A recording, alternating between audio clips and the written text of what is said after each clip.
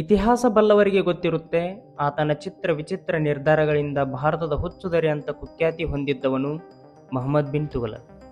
ಅದೇ ತರಹದ ವ್ಯಕ್ತಿತ್ವ ಹೊಂದಿರುವ ವ್ಯಕ್ತಿ ಪ್ರಸ್ತುತ ಸಮಾಜದಲ್ಲಿ ಒಂದು ದೇಶವನ್ನೇ ಆಳುತ್ತಿದ್ದಾನೆ. ಆತನಿಗೆ ಯಾರ ಹಂಗೂ ಇಲ್ಲ, ಯಾರ ಭಯವೂ ಇಲ್ಲ. ಪ್ರಪಂಚದ ದೊಡ್ಡಣ್ಣ ಅಮೆರಿಕಾಗೂ ಸಡ್ಡು ಹೊಡೆಯುವಾತ. ಆತನ ದೇಹದಷ್ಟೇ ಆತನ ಹೆಸರು ಕೂಡ ಅಸಹಜ. ಆತನೇ ಉತ್ತರ ಕೊರಿಯಾದ ಸರ್ವಾಧಿಕಾರಿ ಕಿಮ್ ಜಾಂಗ್ ಉನ್. ಯಾರೀತ? ಈತ ಹಾಗೂ ಈತನ ದೇಶದ ಮೇಲೆ ವಿಶ್ವಸಂಸ್ಥೆ ನಿರ್ಬಂಧ ಹೇರಿದ್ದಾದರೂ ಏಕೆ? ಪಶ್ಚಿಮ ದೇಶಗಳು ಈತನನ್ನು ಕಂಡರೆ ಉರಿದು ಬೀಳುವುದೇಕೆ? ಎಲ್ಲವನ್ನೂ ತಿಳಿಯೋಣ. ಎಲ್ರಿಗೂ ನಮಸ್ಕಾರ. ವೆಲ್ಕಮ್ ಟು ಬಾಗೂರ್ ಕ್ಲಾಸ್ಗಳು ಯೂಟ್ಯೂಬ್ ಚಾನಲ್. ನಾನು ನಿಂಗಪ್ಪ ಡಿಯ.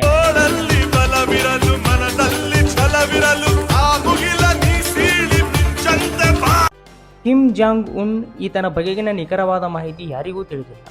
ಆದರೆ ಬಲ್ಲ ಮೂಲಗಳ ಪ್ರಕಾರ ಈತ ಹುಟ್ಟಿದ್ದು ಜನವರಿ 8, 1982ರಲ್ಲಿ. ಈತನ ತಂದೆ ಕಿಮ್ ಜಾಂಗ್ ಇಲ್ನ 3 ಮಕ್ಕಳಲ್ಲಿ ಈತ ಎರಡನೆಯವನು. ಜಪಾನಿನ ಮೊದಲ ವೃತ್ತಪತ್ರಿಕೆಗಳಲ್ಲಿ ಪ್ರಕಟಗೊಂಡ ವರದಿಗಳ ಪ್ರಕಾರ ಕಿಮ್ ಜಾಂಗ್ ಉನ್ ಶೈಕ್ಷಣಿಕ ವಿದ್ಯಾಭ್ಯಾಸ ಮುಗಿಸಿದ್ದು ಸ್ವಿಟ್ಜರ್ಲ್ಯಾಂಡಿನಲ್ಲಿ.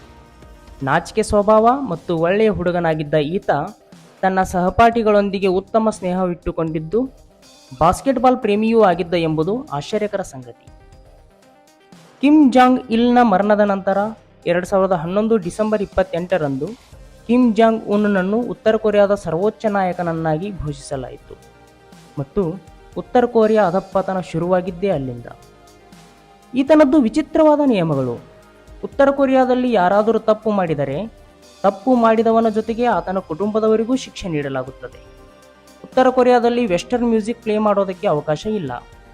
ಹೇಗೆಂದರೆ ಹಾಗೆ ಹೇರ್ ಕಟ್ ಮಾಡಿಸುವುದಕ್ಕೂ ಅವಕಾಶ ಇಲ್ಲ. ಅಲ್ಲಿ ಕೇವಲ 28 ಟೈಪ್ ಹೇರ್ ಕಟ್ಗೆ ಮಾತ್ರ ಅವಕಾಶ ನೀಡಲಾಗಿದೆ. ಉತ್ತರ ಕೊರಿಯಾದಲ್ಲಿ ಧಾರ್ಮಿಕ ಸ್ವಾತಂತ್ರ್ಯ ಇಲ್ಲ. ಪ್ರಜಾಪ್ರಭುತ್ವವಿಲ್ಲವೆಂದಾಗ ಧಾರ್ಮಿಕ ಸ್ವಾತಂತ್ರ್ಯ ಎಲ್ಲಿಯ ಮಾತು? ಉತ್ತರ ಕೊರಿಯಾದಲ್ಲಿರುವುದು ಕೇವಲ 3 ಟಿವಿ ಚಾನೆಲ್ಗಳು. ಅದರಲ್ಲಿ ಏನು ಪ್ರಸಾರ ಮಾಡಬೇಕು ಮತ್ತು ಏನು ಪ್ರಸಾರ ಮಾಡಬಾರದು ಎಂಬುದು ನಿರ್ಧರಿಸುವುದು ಕೂಡ ಕಿಮ್ ಜಾಂಗ್ನ ಸರ್ಕಾರವೇ ಆಗಿದೆ. ಇಂಡೈರೆಕ್ಟ್ಲಿ ಹಿ ಈಸ್ ಸೇಯಿಂಗ್, ಏನ್ರಿ ಮೀಡಿಯಾ, ಇವನೆಂಥವನು ಎಂದರೆ ತಾನು ನಡೆಸುತ್ತಿದ್ದ ಸಭೆಯಲ್ಲಿ ನಿದ್ದೆ ಮಾಡಿದ ಎಂಬ ಕಾರಣಕ್ಕೆ ತನ್ನ ಸಂಪುಟದ ಸಚಿವನನ್ನೇ ಕೊಲ್ಲಿಸಿದಾತ. ಇಂತಹದೊಂದು ನಿಯಮ ನಮ್ಮ ದೇಶದಲ್ಲಿ ಕಾನೂನಾಗಿ ಬಂದರೆ ಕೆಲವೇ ದಿನಗಳಲ್ಲಿ ನಮ್ಮ ದೇಶದ 50% ರಾಜಕಾರಣಿಗಳು ಕಣ್ಮರೆಯಾಗುತ್ತಾರೆ.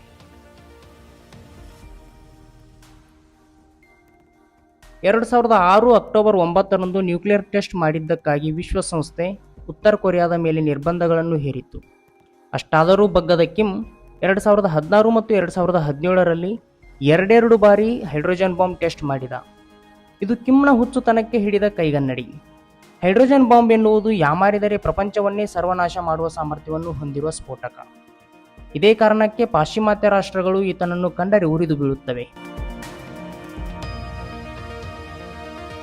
ಅದೇನೇ ಇರಲಿ, ಗಂಡ ಹೆಂಡತಿ ನಡುವಿನ ಜಗಳದಲ್ಲಿ ಕೂಸು ಬಡವಾದಂತೆ ಇವರಿವರ ಸಾಮರ್ಥ್ಯ ತೋರಿಕೆಯ ಕಲಹದಲ್ಲಿ ಜಗತ್ತಿಗೆ ಹಾನಿಯಾಗದಿರಲಿ. ಈ ಮಾಹಿತಿ ಇಷ್ಟವಾದರೆ ಲೈಕ್ ಮಾಡಿ, ಶೇರ್ ಮಾಡಿ, ಕಮೆಂಟ್ ಮಾಡಿ. ಇದೇ ರೀತಿ ನೇರ ದಿಟ್ಟ ನಿರಂತರ ಮಾಹಿತಿ ಮತ್ತು ಕ್ಲಾಸ್ಗಳಿಗಾಗಿ ಚಾನಲ್ಗೆ ಸಬ್ಸ್ಕ್ರೈಬ್ ಮಾಡಿ. Thank you.